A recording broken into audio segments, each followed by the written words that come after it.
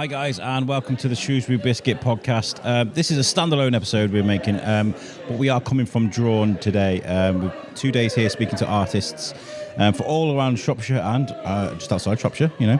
And today I'm speaking to Clare from Pink Moon, right? That's right. Pink Mash. Pink Mash, Pink Moon, Pink Mash. Sorry about that. It's all right. Pink Mash. Yeah. Explain what Pink Mash is before we get into this. Where does that come from? So, Pink Mash, I got made redundant in the pandemic from my full-time graphic design. I'm very sorry about that. No, it was probably the best thing that's ever happened to me. So. That's one of those jobs you can sit and do at home, though. That's crazy. Yeah, but I know. So I got made redundant, and then it gave me the push to finally do my own thing. So I decided to set up my own business, which was really nice, and I got a payout. So, but Pink Mash comes from the name. Comes from something a long time ago. I was doing sort of side hustle when I was working, like doing websites for people and wedding invites and things. So I met with somebody and they said to come up with a business name, think of something completely obscure because people will remember it better. Yeah. So I was like, okay, right. So not Clare, Clare Roberts graphic design. No. So my inspiration was, what was your favourite childhood food? And mine was mashed potato and tomato ketchup.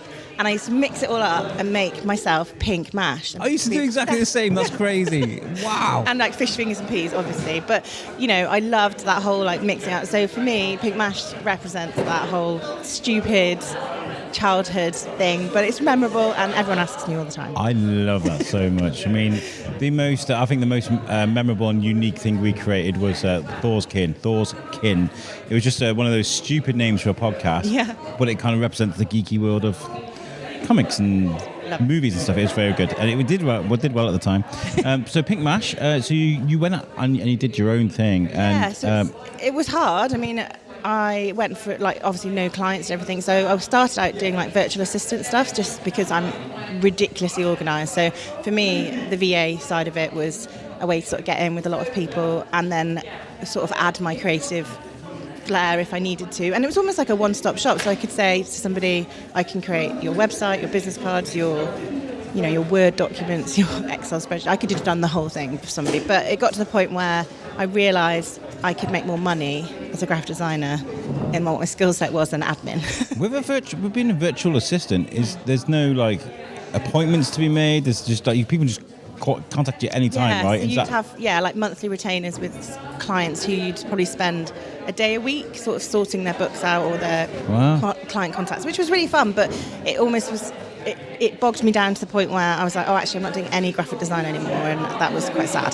So I'd lost the whole buzz that I wanted to start with and get into. So then I started working for Sam Pooley-Stride. Legend. Yeah, Absolute legend. She collared me in the first instance and really started sorting her life out and all her exhibitions she was doing and helping her with graphic design stuff, websites, everything in the world. So she's probably I love that because I mean I'm about to sort of try and transition myself because I've worked for years in support, which is great, and I do appreciate it. It's like a secret art conversation. It's secret, it's forgotten art. I think to be able to sit down more, listen than to talk. I mean, I was watching John Bernthal's new podcast, The Real Ones. He was chatting to Shia LaBeouf. And I think the most comments people made was the fact that he could sit and listen rather than just sit and talk. So I do like that side of things, but I feel like I'm more geared towards now making things and networking and bringing things together. And I do feel like now's the time to... But you have to have been in that elevation first off to have actually met the people to be able to take that step forward. So Sam helped me sort of step into... And it's weird, like this art world. So I used to... backtrack. So I worked from home for a long time. We converted the spare room into my office. All right, that's important. Yeah, but I struggled with that because I have a 6-year-old, and at the time he was 4, so we were in lockdown and pandemic. It was really hard, and I couldn't shut the door on my job and my life. It was really difficult. So I looked at getting an office space. So I looked at Hopefully Made, which is on Milk Street, and they had some studios upstairs. So I have now an office upstairs upstairs in Hopes We Made, a studio. Oh, that's wonderful. Yeah, and I used to work with Dan, who stood right next to me. Daniel Catt, who I'm trying to get on the podcast. He's too busy. He doesn't want to leave Trevor, which is the machine. So we're going to organise a proper sit-down coffee. You could stretch these mics, couldn't you? I could. Daniel Catt, if you look for him on social media, Amazing. the art that he makes with Trevor the Machine is just fantastic, and you should definitely check that out. Yeah. So you start making your own graphic design, and working with Sam Pooley-Stride, and you're doing what you love again. Did that reignite something in you? Yeah, definitely, and it gave me like contacts. So through helping with exhibitions, I'd network and meet, and then I met Jonathan Soden, who I did a big, huge campaign with him and Doodle Boy. Which I couldn't be a part of. I was talking about that yesterday. I think I'd been at the prison. Yes, you had. I've been at the prison, and I couldn't make it, and I felt so gutted. I felt so bad. And then there was the Bellevue Arts Festival a couple of weeks ago. I couldn't go to that because Pod Aid is just absolutely it's consuming my life, and I had deadlines to meet, and I was like, no, I'm going to be sat on my laptop till 2:00 in the morning. I'm really sorry. So I did make a point to say to Jonathan Soden, it's not personal. I promise you, I'm not avoiding you, Jonathan. I'd love to come do some work with you, but it's just life, isn't it? Yeah, definitely. But no, that was all really fun, and it was really nice to meet lots of different people again.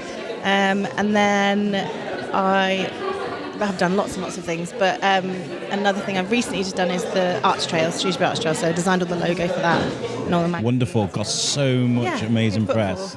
Amazing. So yes, it's nice to be involved in the big events happening around Shrewsbury, and sometimes behind the scenes, which I actually don't mind. And I don't mind, I'm not a lot of the time when you do graphic design or a website or logos and things, you don't really have the recognition because you're doing it on behalf of someone else. So I might be doing this most amazing design, but someone else is going, oh, look at my new brand, But that's absolutely fine. I've interviewed so many people over the years that do that. I mean, one of my greatest examples was Chris Battle, who came on USUC, and Chris Battle created Teen Titans Go, Samurai Jack, and all these amazing characters for Cartoon Network, and he gives these designs to the Cartoon Network on Nickelodeon, and they go, look at our amazing show, and then Chris Battle takes a step into the background. He's kind of like, oh well, next. So I feel. I mean, not on that level, but No, but I feel that it's like you can secretly,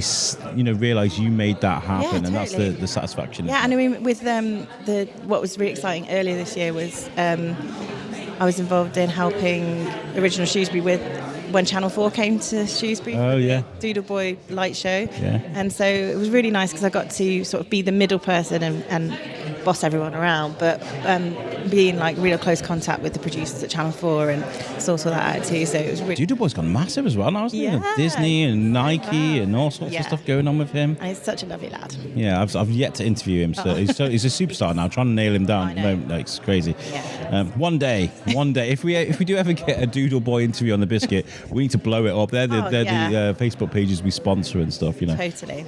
So what are you working on at the moment? So I have a couple of retainers going on, so they keep me busy. But earlier in the year, Original Shrewsbury asked for applications for some grant funding that they'd had for arranging events in Shrewsbury Town that would sort of help with footfall and things. So I sent an application in about a photo marathon competition. Wonderful. Yeah, so that is it's not my idea. It's something I've pinched from other places around the world, but basically I got approved and it's all going ahead. So that's happening on October the 15th. And the concept is basically you have 12 random topics that we pick, but you don't get them till the day. And it's all your own perspective. So you would say one of the topics was black and white. You would go and take your own version of that, and then you submit your 12 photos at the end of the time. Oh, that's wonderful. You've only got 6 hours to do it. And you submit your photos, and then we've got some really amazing judges to judge the photos. We've got Victoria Mackin, and we've got Aaron from Highly Flammable. Great guy. Yeah. Saw him yesterday, gave me a big cuddle. And we've also, we've got Lee Roberts, who's Salot's BFG on like Twitter and Instagram, he just takes a lot of pictures with his phone, and he's also my husband. Oh, nice. So, yeah. And who else we've got? We've got, oh my God, I've forgotten now. He's going to kill me. It's absolutely fine. We got Richard Hamilton. I don't know if you know who Richard Hamilton is. Yes. Yeah, sorry. Yes, I know. I met we've got him. 4 judges. I met him at Sam's first season of Moon. Yes. Big beard. Yes. Nice so guy. We have 4 amazing judges to judge the photos. Oh, wonderful. And I got to say, I'm part of this thing with Original Shrewsbury. Yeah. We created Shrewsbury Stories, like during the pandemic, just after the pandemic. With all the tours. I love that. And Daisy did the one at Raven Meadows, did she? No, so I did the voice tours. I got historians to record voice tours. So, imagine you're going on a tour around Shrewsbury. You can come into Shrewsbury, find the podcast, which is on the Original Shrewsbury website, and just press play. Nice. And then you can go and take yourself on and there's like loads dotted around the town. Cool. I got commissioned for 6. Life got a bit crazy, so I've done 4, and there's 2 more to come. Amazing. So if you're listening to this and you're thinking, I'd love to go and do some history tours, but I can never book myself on. Stan Sedman's not doing them anymore, and I know they're doing from here at the museum, but they're busy. They are. If you go to the Original Shrewsbury website and put in Shrewsbury Stories, there are those tours there to do, and they're produced by me, but voiced by some of Shrewsbury's finest historians. Yeah. Amazing.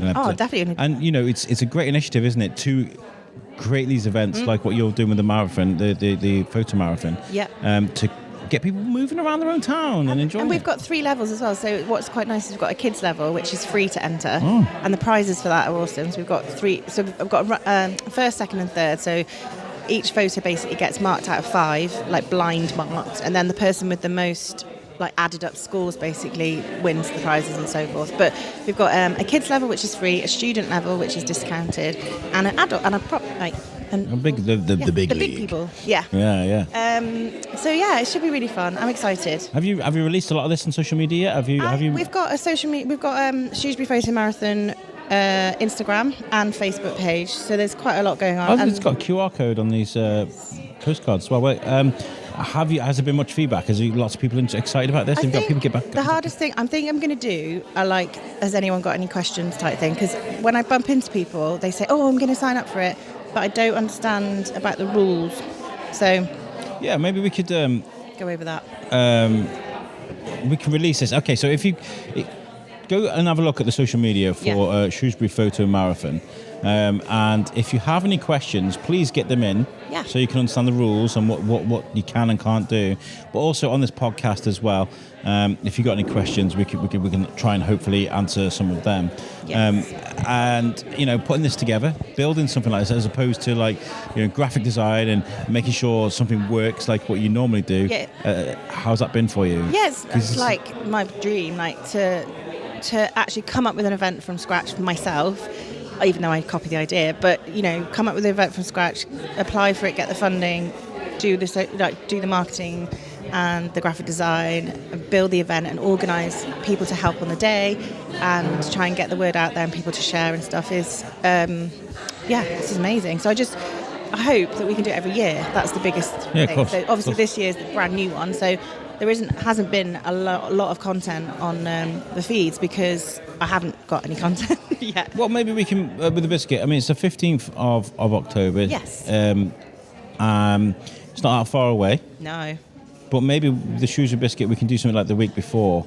And maybe we can do like a live show. I don't know what we can do, but I'd love to help you support this. Yeah, I'd love to support this. I think as the years, it should hopefully get momentum now, and obviously next year the 12 topics will be completely different. So even if you enter this year, next year will still be exciting because you'd have another 12 brand new topics to take pictures around Shrewsbury. So it's constantly always changing. So it's a really nice thing to do, and the reason why it's October, I think the colours changing and the trees, and it's going to be really nice. Yeah, it's a very romantic season, isn't it? Autumn. I do love that, and I was talking about that with my little boy.